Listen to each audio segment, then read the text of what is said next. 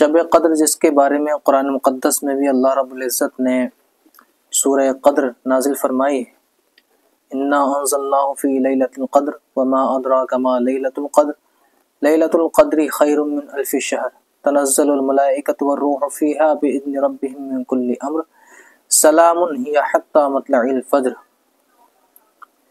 کہ بے شک ہم نے اس مقدس کلام کو یعنی قرآن مقدس کو شب قدر میں نازل فرمایا۔ اور آپ کیا جانتے ہیں کیا ہے شب قدر؟ وما ادراک ما لیلۃ القدر لیلۃ القدر خیر من الف شہر، یعنی شب قدر جو ہے وہ 1000 مہینوں سے افضل ہے، بہتر ہے۔ تنزل الملائکۃ والروح فیہا باذن ربہم من کل امر، اس میں ملائکہ یعنی فرشتے اور جبرائیل امین نازل ہوتے ہیں اپنے رب کے حکم سے، اور امر یعنی احکامات جو ہے وہ نازل ہوتے ہیں، احکامات کی تدبیر فرماتے ہیں۔ سلام ہی حتی مطلع الفجر، اور سلامتی نازل ہوتی رہتی ہے اللہ کی یہاں تک کہ فجر طلوع ہو جائے۔ ابھی ہم نے قرآن مقدس کی سورہ قدر کا مفہوم سمجھا، جس میں اللہ نے سورہ قدر کے بارے میں اس کی فضیلت کا ذکر فرمایا کہ وہ 1000 مہینوں سے بھی افضل اور بہتر ہے۔ قرآن مقدس میں اللہ نے شب قدر کی فضیلت کے بارے میں سورت نازل فرمائی۔ آئیے حدیث مبارکہ میں حضور اقدس صلی اللہ علیہ وسلم کے فرامین ہم ملاحظہ کرتے ہیں۔ حضرت انس بن مالک رضی اللہ تعالیٰ عنہ نے فرمایا کہ جب رمضان کا مہینہ شروع ہوا تو حضور اقدس صلی اللہ تعالیٰ علیہ وسلم نے فرمایا کہ یہ مہینہ تم میں آیا ہے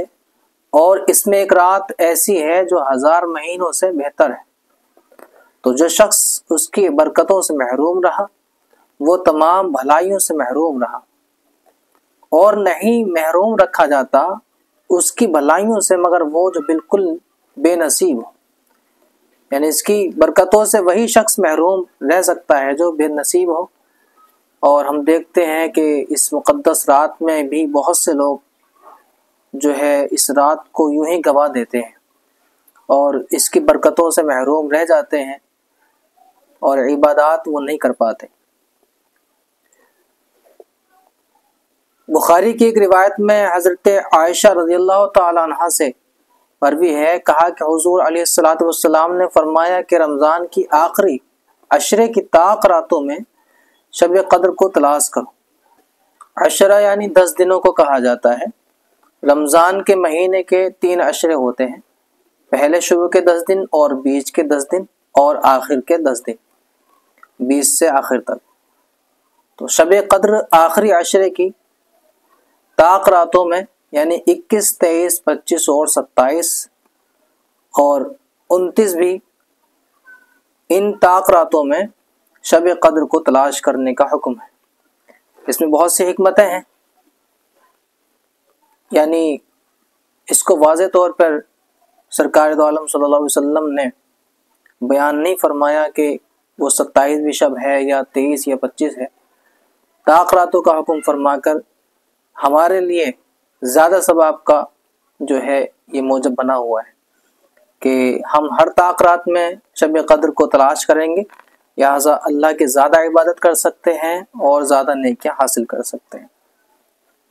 اور یہ یقین ہے کہ ان طاق راتوں میں سے کوئی ایک شب قدر ضرور ہے۔ حضرت عائشہ رضی اللہ تعالی عنہا نے فرمایا کہ میں نے حضور علیہ الصلوۃ والسلام سے پوچھا کہ یا رسول اللہ صلی اللہ علیہ وسلم، اگر مجھ کو شب قدر معلوم ہو جائے تو میں اس میں کیا کروں؟ اب یہ مسئلہ کہ ہمیں کیا کرنا چاہیے، آپ نے فرمایا کہ یہ دعا پڑھو، اللہم انک عفو تحب العفو فاعف عنی، اے اللہ بے شک تو معاف کرنے والا ہے اور معافی کو پسند فرماتا ہے، فاعف عنی تو میرے تمام گناہوں کو معاف فرما دے۔ حضرت عائشہ رضی اللہ تعالیٰ عنہ سے یہ روایت بھی ہے کہ آپ نے فرمایا کہ حضور علیہ الصلوۃ والسلام جس قدر رمضان کے آخری عشرے میں طاعت و عبادت کے لیے کوشش فرماتے تھے اتنی کسی دوسرے عشرے میں نہ فرماتے تھے۔ سرکار دو عالم صلی اللہ علیہ وسلم کی ایک حدیث مبارکہ یہ بھی ہے، وہ آپ نے سنی ہوگی، کہ آخری عشرہ جہنم سے نجات کا ہے، پہلا رحمت اور دوسرا جو ہے مغفرت اور تیسرا جہنم سے نجات۔ تو اس لیے جو ہے ہمیں ان تمام عشروں میں اور رمضان کے مکمل مہینے میں زیادہ عبادات کرنی چاہیے، اور کیونکہ اگر بندہ ان عشروں میں رحمت اور مغفرت چاہتا ہے تو اللہ اس کی جہنم سے نجات فرما دیتا ہے اور گناہوں کو معاف فرما دیتا ہے۔ حضرت انس رضی اللہ تعالیٰ عنہ نے کہا کہ رسول کریم صلی اللہ تعالیٰ علیہ وسلم نے فرمایا کہ جب شب قدر آتی ہے تو جبرائیل علیہ السلام فرشتوں کی جماعت کے ساتھ آتے ہیں اور ہر اس بندے کے لیے دعائے مغفرت کرتے ہیں جو کھڑے ہو کر یا بیٹھ کر خدا تعالیٰ کے ذکر میں مشغول رہتا ہے۔ پھر جب انہیں عید الفطر کا دن نصیب ہوتا ہے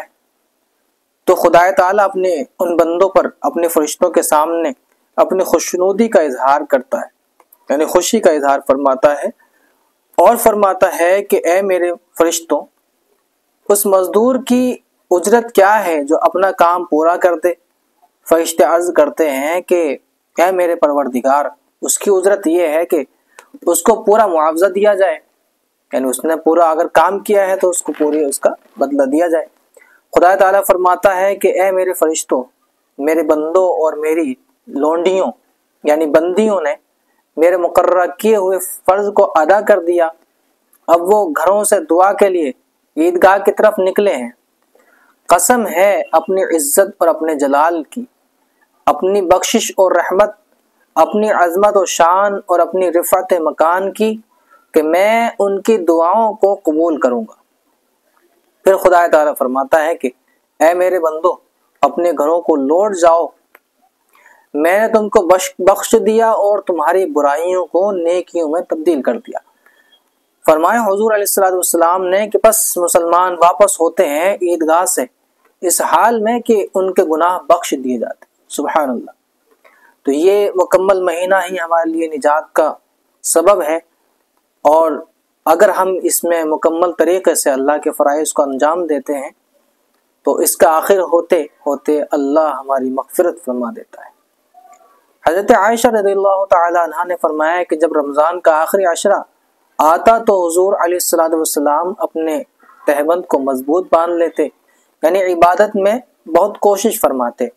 راتوں کو جاگتے اور اپنے گھر والوں کو جگاتے۔ تو ہمیں چاہیے کہ شب قدر کی ہم قدر کریں اور اس میں زیادہ سے زیادہ عبادات کریں،